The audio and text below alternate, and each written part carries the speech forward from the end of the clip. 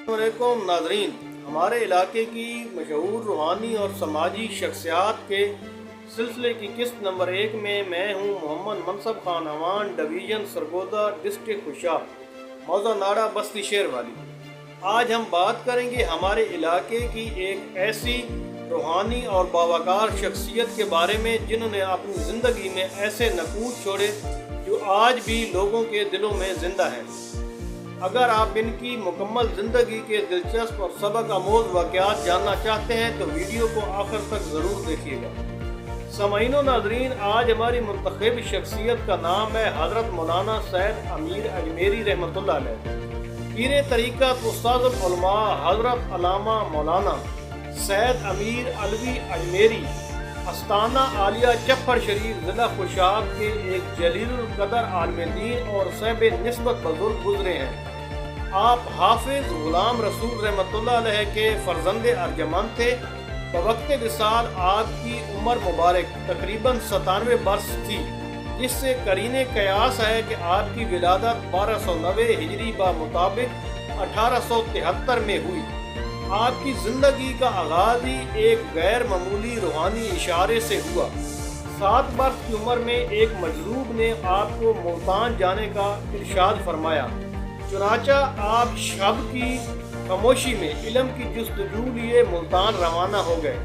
ضلع ملتان کے مقام محمد پور گھوٹا میں حضرت مولانا حافظ جمال الدین رحمۃ اللہ علیہ کی خدمت میں حاضر ہو کر کئی سال تک عرف و نحو کی تعلیم حاصل کی اور اپنے استاد گرامی سے امام النحو کا لقب پایا۔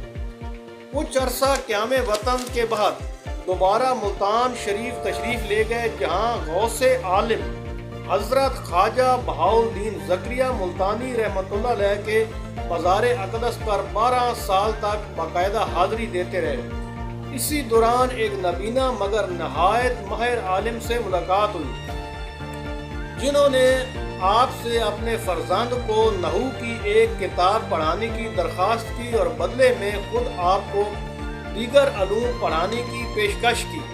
انہی کی رہنمائی پر آپ اجمیر شریف تشریف لے گئے۔ اجمیر شریف میں آپ نے مدرسہ معینیہ میں استاد العلماء حضرت علامہ معین الدین اجمیری رحمۃ اللہ علیہ سے علوم دینیہ کی تکمیل کی اور وہیں تدریس کے منصب پر فیض ہوئے۔ تاہم جذبہ محبت الہی کی شدت نے آپ کو دنیاوی مصروفیات سے کنارہ کش کر دیا اور آپ خواجہ خواجگان حضرت معین الدین حسن چشتی اجمیری رحمۃ اللہ علیہ کے مزار اقدس کے قرب میں گوشہ نشین ہو گئے اور تقریباً 35 سال تک آپ اسی حال میں درگاہ عالیہ کے فیض و برکات سے مستفید ہوتے رہے۔ سلسلہ طریقت میں آپ امام العارفین حضرت خواجہ اللہ بخش توسوی رحمۃ اللہ علیہ کے مرید تھے۔ آپ کے تلامذہ میں محدث اعظم پاکستان حضرت مولانا سردار احمد رحمۃ اللہ علیہ بانی دارالعلوم مظہر الاسلام فیصل آباد اور حضرت علامہ سید غلام جیلانی صاحب المدرسین مدرسہ اسلامیہ میرٹھ ہندوستان جیسی علمی شخصیات شامل ہیں۔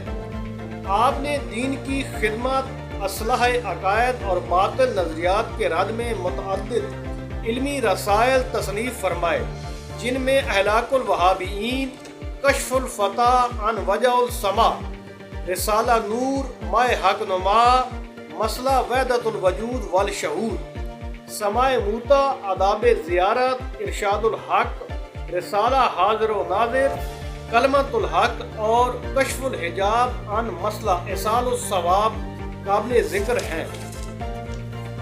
حضرت تاج الفقہ بندیالوی رحمۃ اللہ علیہ سے آپ کی متعدد ملاقاتیں رہیں۔ ایک موقع پر آپ نے فرمایا کہ علی گڑھ یونیورسٹی کے استاد العلماء حضرت علامہ سید سلیمان اشرف بہاری رحمۃ اللہ علیہ نے آپ سے ایک پنجابی استاد کے بارے میں دریافت کیا، اور جب آپ نے ان کی علامات بیان کی تو فوراً پہچان لیا گیا، اور بعد ازاں آپ نے حضرت فقیہ الاسر بندیالوی رحمۃ اللہ علیہ کا تعارف کروایا، جس پر انہیں علی گڑھ یونیورسٹی آنے کی دعوت دی گئی۔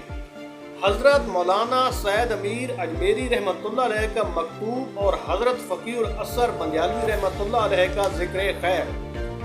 پیر طریقت حضرت مولانا سید امیر اجمیری رحمۃ اللہ علیہ نے مکھڈ شریف کے سجادہ نشین کے مکتوب کا نہایت ادب و انکساری کے ساتھ جواب تحریر فرمایا، جس میں حضرت فقیہ الاثر بندیالوی رحمۃ اللہ علیہ کا ذکر خیر بھی کیا۔ مکتوب کے منتخب الفاظ ملاحظہ ہوں۔ عنایت نامہ نیاز مند کے نام پہنچا تو باعث فخر و مسرت ہوا۔ میں نے اسے سر پر رکھا اور آنکھوں سے لگایا اور اپنی بساط کے مطابق بارگاہ غریب نواز میں حاضر ہو کر دعا گو رہوں گا۔ بندیال میں مولانا یار محمد صاحب سے ملاقات کیجیے گا، وہ اس دور کی عظیم شخصیات میں شمار ہوتے ہیں، اور میری طرف سے سلام عرض کیجیے گا۔ یہ مکتوب آپ کی عاجزی، علمی بصیرت اور اکابرین دین کے ساتھ روحانی تعلق کی روشن دلیل ہے۔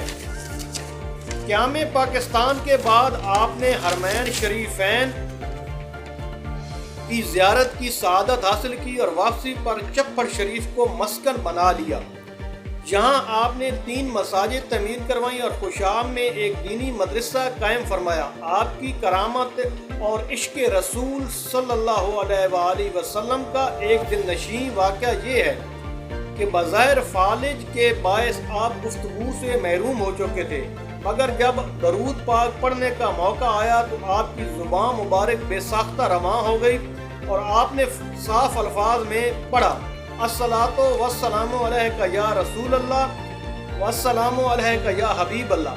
گویا اللہ تعالیٰ نے آپ کی زبان مبارک کو اپنے محبوب صلی اللہ علیہ وآلہ وسلم کے ذکر کے لیے مخصوص فرما دیا تھا۔